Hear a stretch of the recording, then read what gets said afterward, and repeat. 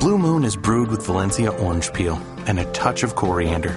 It's a creative twist on a Belgian-style wheat ale for a taste that shines brighter. Taste responsibly. Blue Moon Brewing Company, Golden, Colorado. This is the Stephen A. Smith Show podcast. I'm Stephen A. What's going on, everyone? A good Wednesday afternoon to one and all. Dan Graca sitting in for my man Stephen A. here on ESPN Radio. You know the drill. It's 866-ESPN, 866-729-3776. You want to get me on Twitter? Reach me at Dan Graca. A lot to get to here on a jam-packed Wednesday afternoon. Yankees have themselves a new manager. The Ball family shenanigans continue on out west. Eli Manning is back as the starting quarterback of the New York Football Giants after a 1-week spot on the sidelines, as the Steve Spagnuolo tenure will take full effect starting Sunday against the Dallas Cowboys.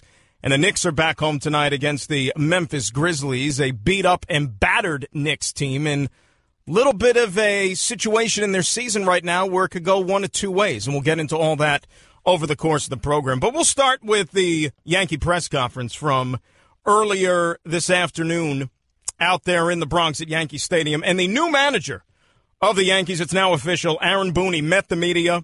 And certainly this is a guy that has experience dealing with the media because, after all, he was one of us for the last several years at ESPN. He did an outstanding job, of course, working his way all the way up to Sunday Night Baseball and calling the World Series on ESPN Radio and on and on and on. So you know that he's going to have that part of the job figured out, right?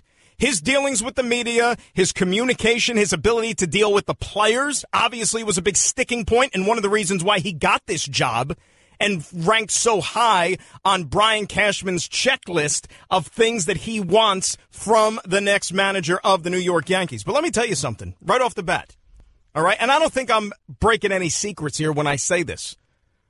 After they break from Yankee Stadium, and after they sit down and have a nice lunch, maybe they'll go out and have a nice dinner tonight, maybe some NYY steak, I don't know. A lot of options. But once Aaron Boone wakes up tomorrow morning, guess what? Honeymoon's over.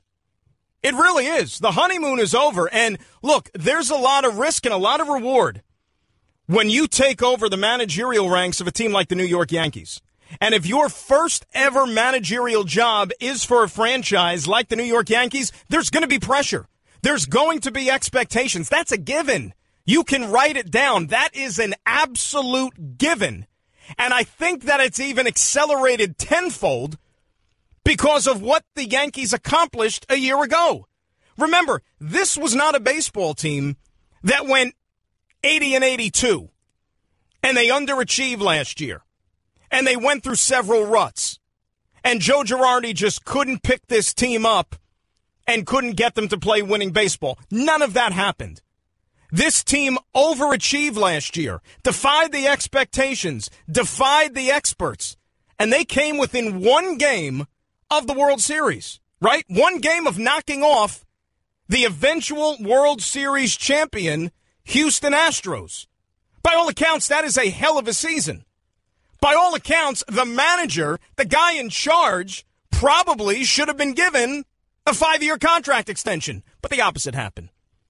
He was shown the door by Brian Cashman. And I understand that baseball is changing. We know that, right? We know that things are a little bit different. Case in point, look at the two teams that were in the World Series this past year, with the Dodgers, with the Astros. Dave Roberts, A.J. Hinch. The structures of those organizations relying so heavily on the analytics, relying so heavily on sabermetrics to where the front office and the way the organizations are structured really go a long way towards determining how the team is going to look on the field, even 1 through 9 in the lineup on a day-in, day-out basis. Not to say that the manager's a puppet, but there's a lot of control looming over his head. And you had rookie managers like Dave Roberts. And not A.J. Hinch. He had a cup of coffee, of course, with the Diamondbacks. But still young managers who maybe don't have a lifetime in the dugout on someone's coaching staff. Aaron Boone, of course, has none. Is it unprecedented? No. Mike Matheny was never a big league manager before and never had any managerial experience when he took over for Tony La Russa. And I think that that's the comparison that you want to draw if you're a Yankee fan. When you sit here and you surmise and you try to figure out, well, how is Aaron Boone going to do, right? And that's the question that's been asked for the last week. When he emerged from this pool of candidates, you sat there and said, well, is he going to be good? We know he can handle the media. You figure he's going to have a good relationship with his players. But is that really the most important thing? Right? Is that really what you... If you're a Yankee fan, do you care how Aaron Boone deals day in and day out behind the scenes in the clubhouse with the players? Do you care what kind of a relationship that Aaron Boone has with Gary Sanchez? Or do you care about what the Yankees do over 9 innings when they step out on that field? Do you care more about if Aaron Boone is Mr. Fun Guy to be around in the clubhouse, in the dugout, and the players like him? Or do you care more about how that Yankee team does when they step between the white lines against the Boston Red Sox? What do you care more about? Because by all accounts, Joe Girardi, I guess, was not Mr. Popular to some players in that clubhouse. Joe Girardi was maybe a little frosty when he had press conferences and he met the media and those sort of things. But those guys played for Joe Girardi, right?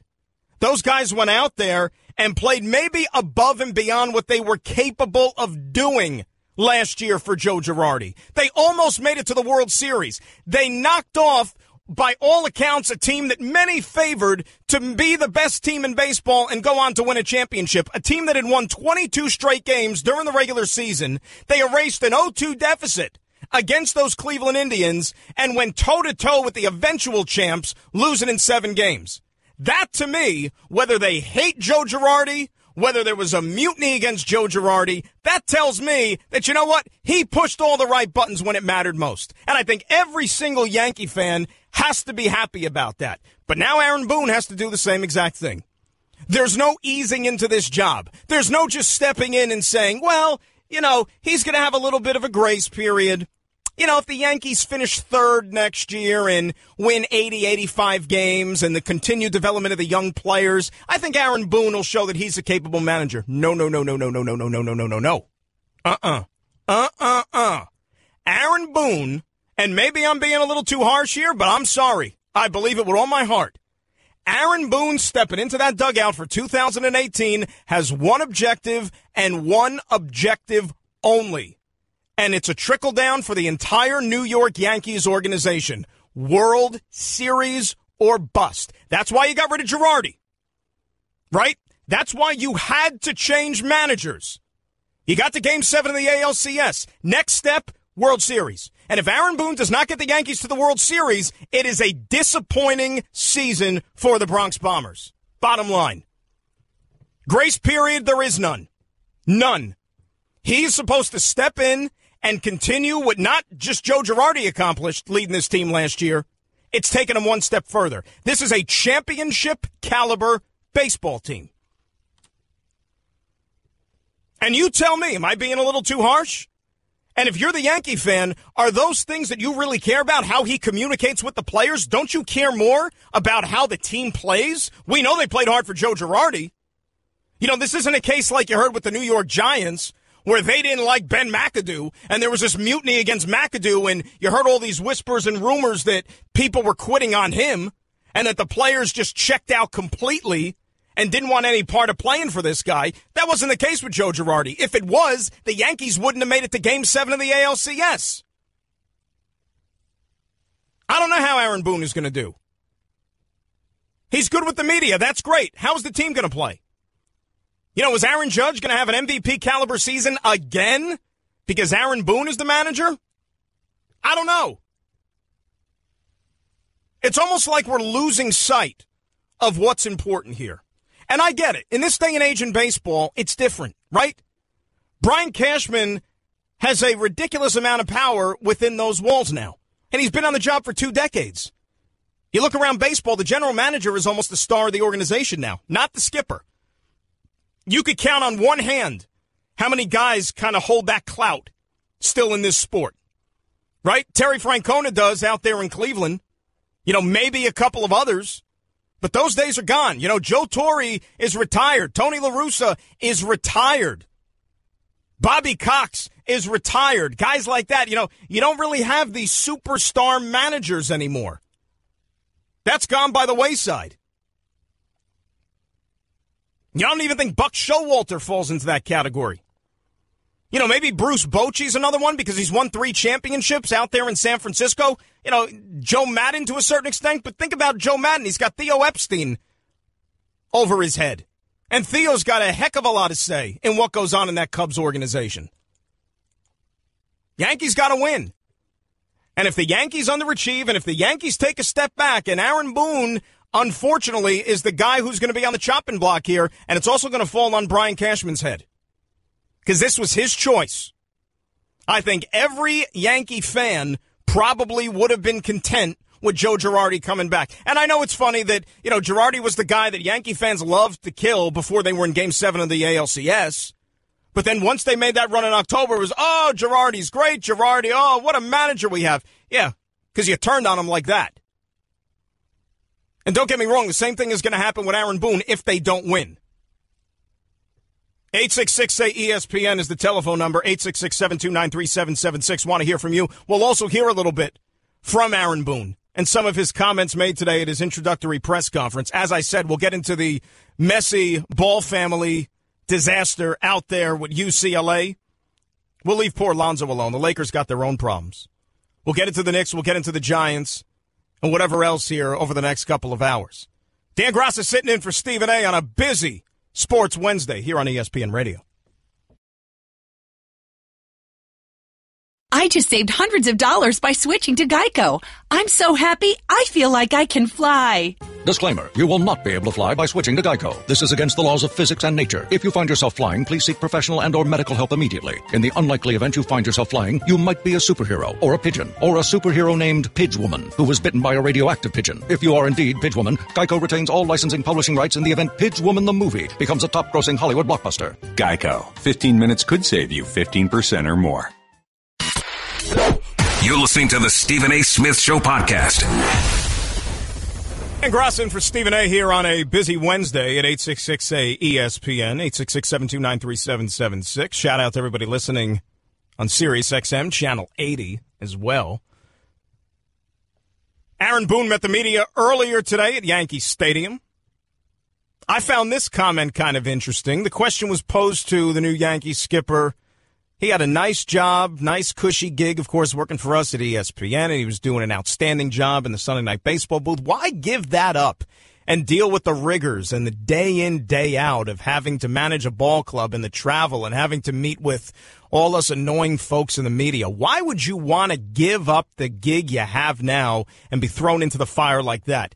Here's what Aaron Boone had to say. Aaron Marker-Nay from 1010 Wins. I just want to piggyback off of Carl's question. Why would you want to leave the comfort of the booth for the cauldron that is the Yankees' managerial job? Again, I loved my time at ESPN. I loved the job, but the game's been calling. It's been pulling at me.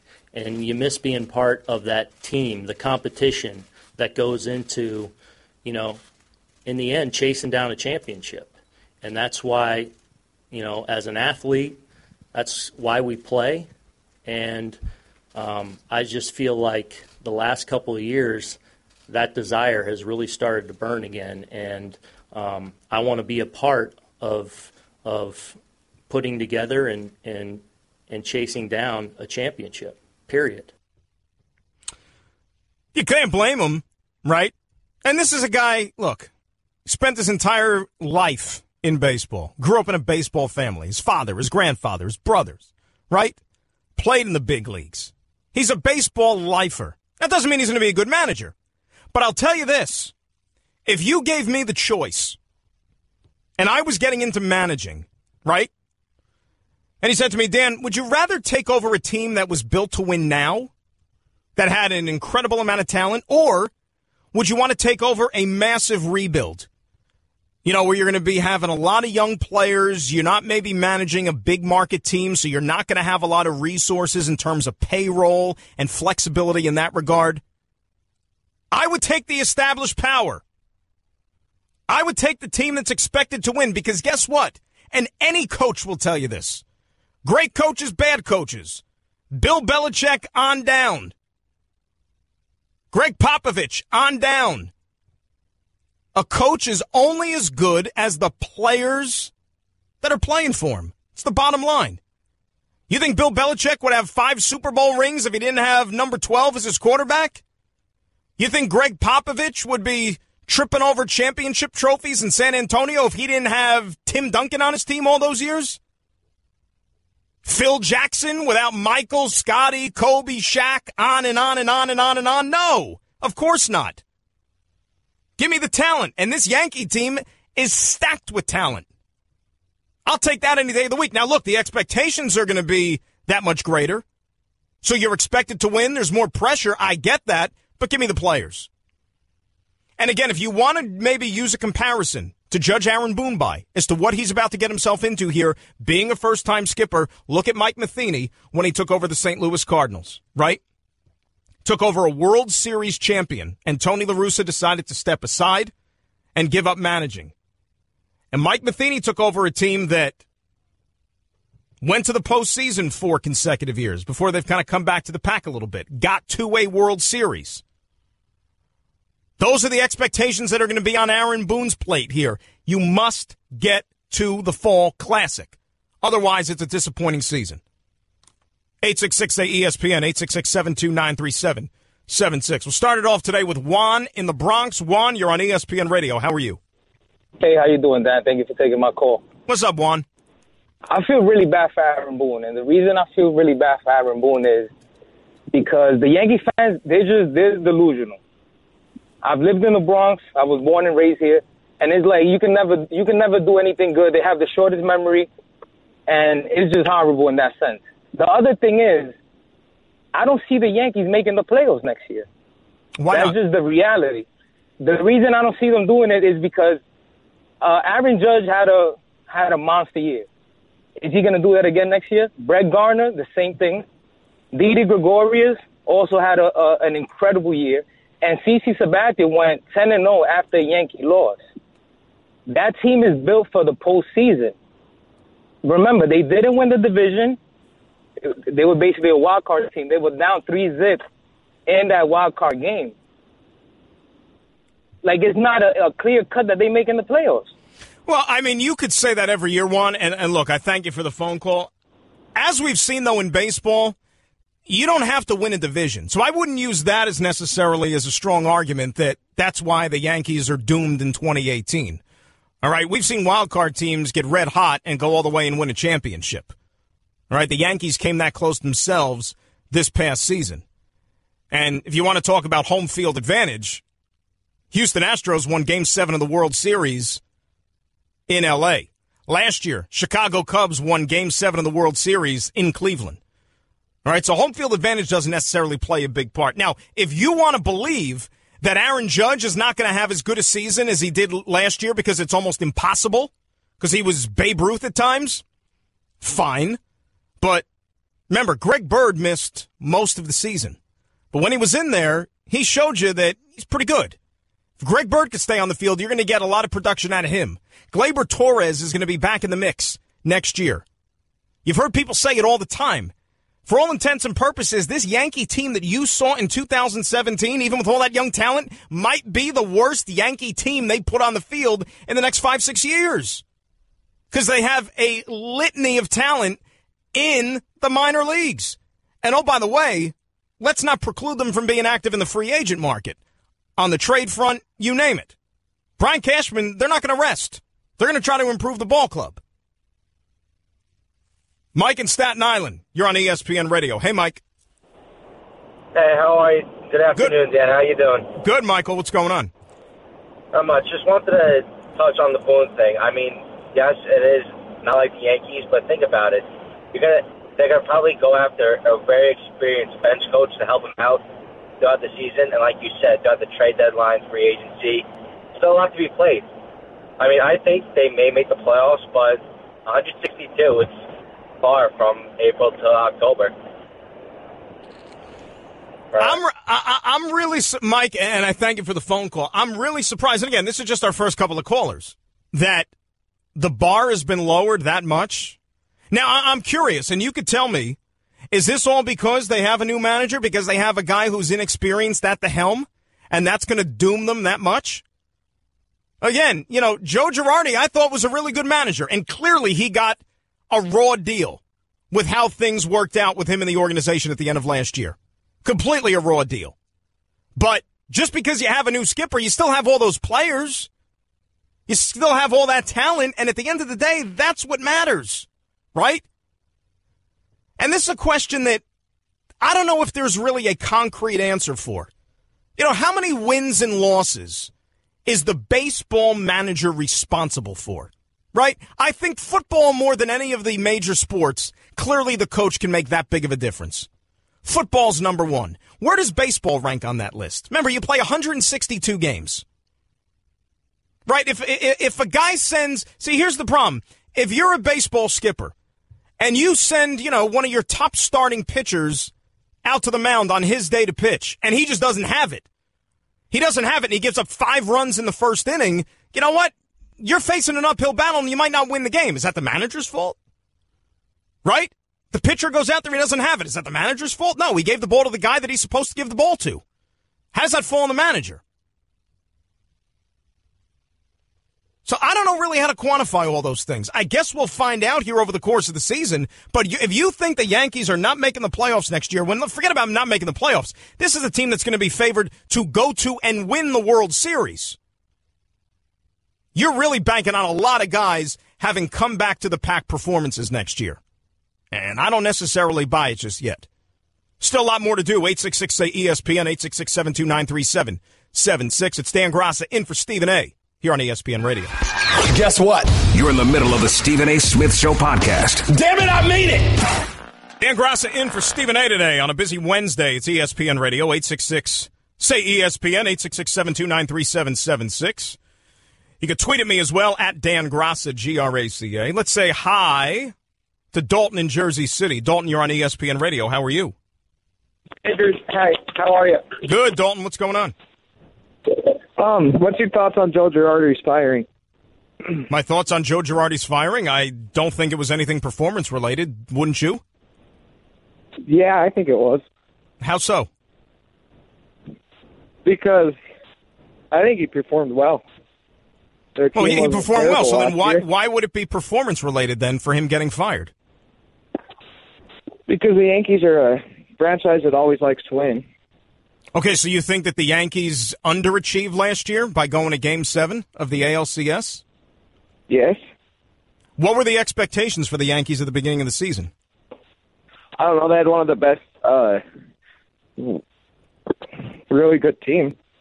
Dalton, I thank you for your phone call. It's obvious that you bleed pinstripes. You're on top of the team from start to finish. But if you thought the expectations for the Yankees at the beginning of the year were anywhere near what they ultimately became, then you obviously weren't paying attention. Okay? Remember, Aaron Judge, and I don't mean to go back in the time machine here, because I figure if you're listening to the show, you know what the Yankees are about. You know, you're a good baseball fan. Right? Aaron Judge was a guy who, in his brief cup of coffee at the tail end of 2016, struck out half the times he was in the batter's box. It was a guy who entered spring training not even assured of winning the everyday right fielder's job. Remember that? Nobody in the Vegas odds list at the beginning of the year for American League MVP, I don't even know if Aaron Judge was listed. Don't even know if he was listed. And the guy was the runner-up. And there were several others who played above and beyond what the expectations were of them. Wasn't Joe Girardi's fault. We know that. Johnny wants to talk some Yankees. John, you're on ESPN Radio. How are you? Hey, man. How you doing? Good, John. What's going on? Hey, man. I think Girardi, man, he didn't get a raw deal, man. He's been mismanaging that club. There's one simple point with it. The bullpen, man. He's overusing Robertson, and he should have been riding Chapman and bringing him in games in the, even the 6th, 7th inning, you got to bring him in and ride him.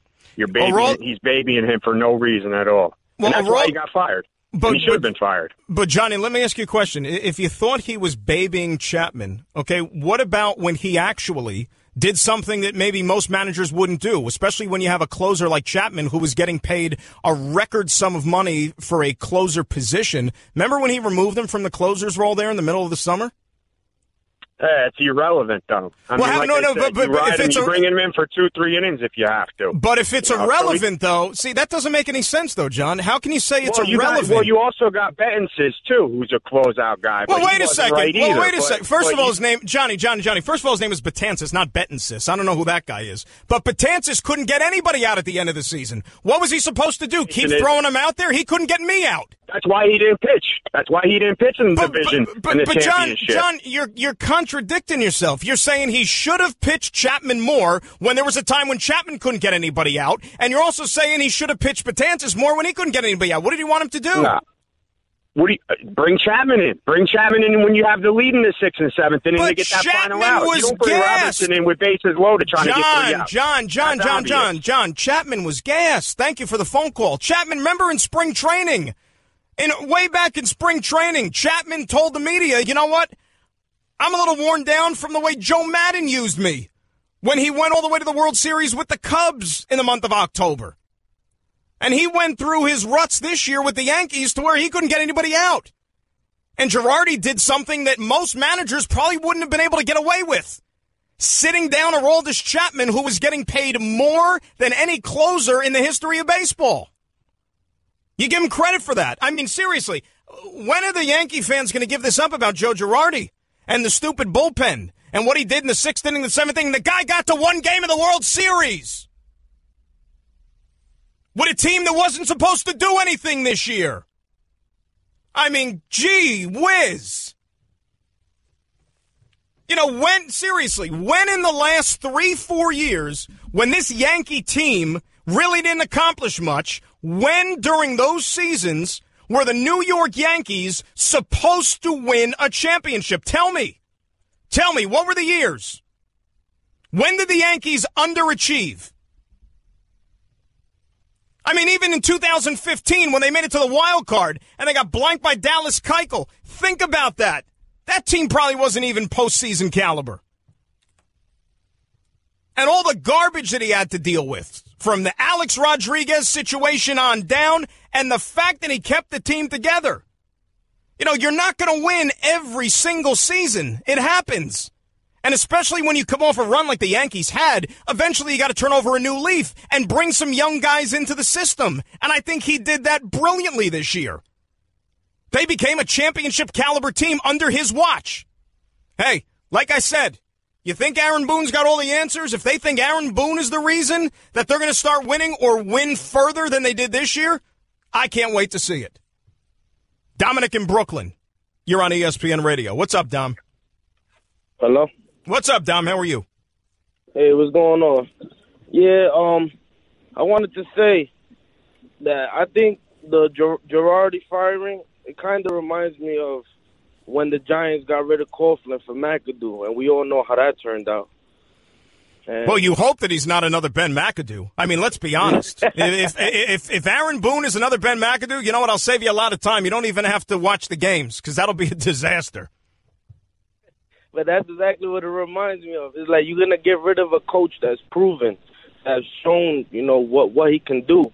For a guy with no experience, that's a bold move. Hey, but that's the way baseball's going now, Dom, right? It's different. The game is changing. Now it's more about communication and embracing analytics and sabermetrics. It's not as much managing with your gut. It's not as much about, I've been in baseball for 60 years and I've seen every possible situation that could develop on the field and I know what to do. No, it doesn't matter. It does not matter because you know what? The guy who's sitting up there in the office and in the suite and running the franchise, he also has a big say about what goes on, just as much even as the manager. So we're turning over a new leaf here in Major League Baseball. Well, let's hope it doesn't turn out like the McAdoo situation. Well, again, if you're Dom, you can't think that. I mean, if you're thinking that, like I said, no bother even turning on the television this year. And I don't think it's going to be that bad. See, the difference is, and I thank you for the phone call, Dom, unless the Yankees just absolutely get ravaged with injuries, and I mean their pitching staff falls apart, the guys in the back end of the bullpen suddenly are on the shelf, you know, some of the big boppers in the lineup. Unless that happens, this team's going to win. This team's going to be competitive. I can't see a scenario, again, health aside, that they're going to be already out of the race the 4th of July. You know, this team's going to be in the mix. As I said earlier in the show, guys, give me the talent any day of the week. You're telling me that I'm managing? Give me talent. And Aaron Boone is playing with a stacked deck his first time as a big league skipper. 866-ESPN, 866-729-3776. Dan Graca in for Stephen A. as we roll on ESPN Radio. Guess what? You're in the middle of the Stephen A. Smith Show podcast. Damn it, I mean it! Until 3 o'clock Eastern Time, noon Pacific. Dan Graca in for Stephen A. here on ESPN Radio. 866-ESPN, the telephone number, 866-729-3776. At Dan Graca on Twitter. I still get a kick out of the LaVar Ball stuff. I really do. And we know he put his foot in his mouth many a times. Certainly when Lonzo was at UCLA last year and all the garbage that he talked about him, that he was going to be better than Steph Curry, that he was going to be one of the all-time greats in the NBA, that he was better than this guy, that he was better than that guy. And we know that that's not working out too good so far, at least in his brief introduction to the NBA. Will he be able to turn it around? Will he be able to improve on what we've seen so far? Clearly, he's got a lot of improvement that's needed, at least in the shooting department, and several other areas as well. And then this situation with LiAngelo and a couple of his UCLA buddies in China, shoplifting, getting detained over there. And then we find out that he pulls LiAngelo out of UCLA because the punishment was a little too harsh. You know, check that one for accountability, right? Score one for accountability and for discipline and teaching your kids right from wrong. Wow. I mean, you would have thought that maybe this would have been kind of the last straw with everything that happened in China, that maybe he would have finally taken a step back and learned his lesson, and maybe, just maybe, by the sales that aren't exactly skyrocketing of the Big Baller brand, not exactly taking off for the holiday season. You know, I didn't get any, doorbuster coupons from Big Baller brand or promo codes for some, Black Friday online shopping or anything like that. I didn't get any in my inbox. I don't know how many people are, tying up the traffic on that website.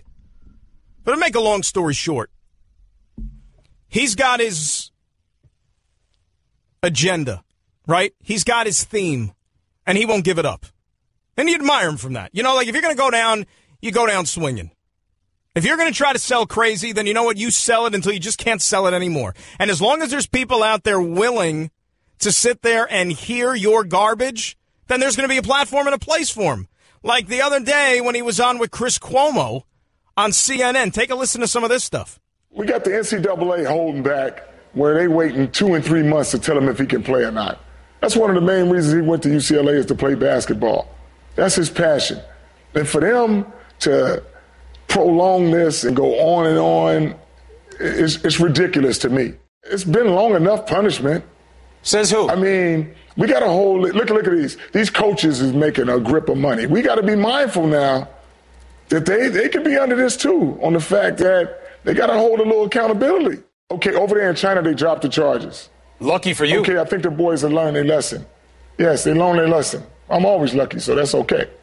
But they learned their lesson, and now it's a harsher treatment over here. China already forgave the boys, and they returned it. I mean, why else are we still manhandling them as far as keeping them from playing sports, taking their meal passes, taking their stuff where they can't practice in the facility? I mean, come on. They already apologized. They already did all that. So what are we holding on to make a point for what? They've already been forgiven over there. So what's the big deal?